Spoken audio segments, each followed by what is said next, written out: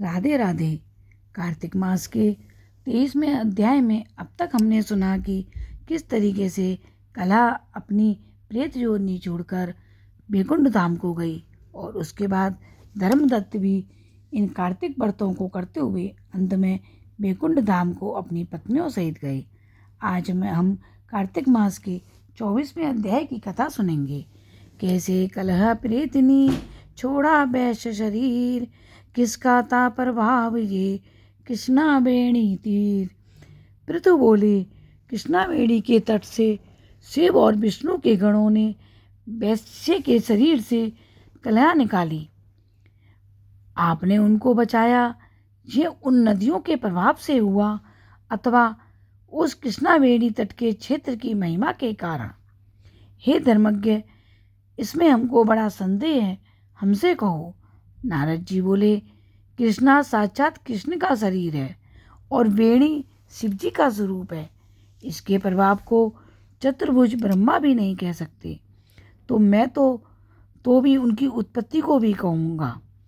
उसको सुनो। पहले 400 मनवंतर में ब्रह्मा जी ने रमणीक सह्याद्रि के शिखर का पर यज्ञ करना चाहा था। यज्ञ की सामग्री इकट्ठी करके देवगणों के साथ वे विष्णु और महादेव को संग लेकर उस शिखर पर जा पहुँचे।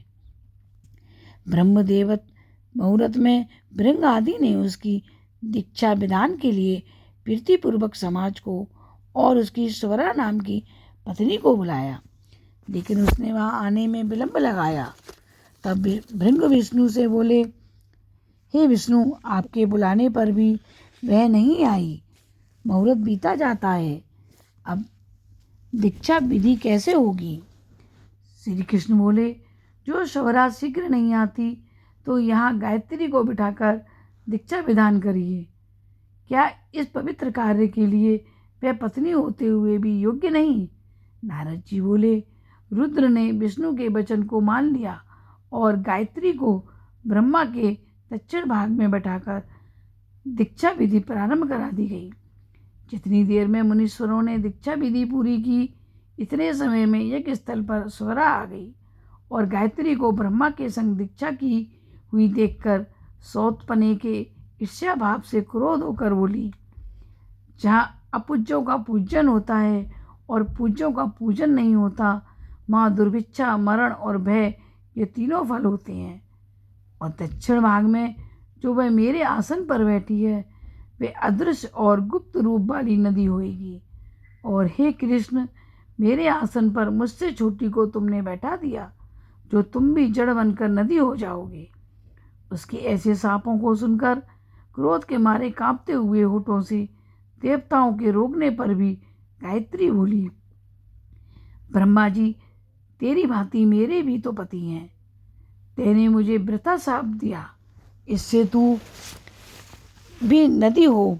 नारद जी बोले, फिर शिव, विष्णु, सब देवता हाहाकार कर दंडवत करके स्वरा से प्रार्थना करने लगे, हे देवी, अब जो हम ब्रह्मादिक सब देवों को तुमने श्राप दिया, जिससे हम सब जड़भूत नदी बन जाएंगे, तो ये तीनों लोग नष्ट हो जाएंगे।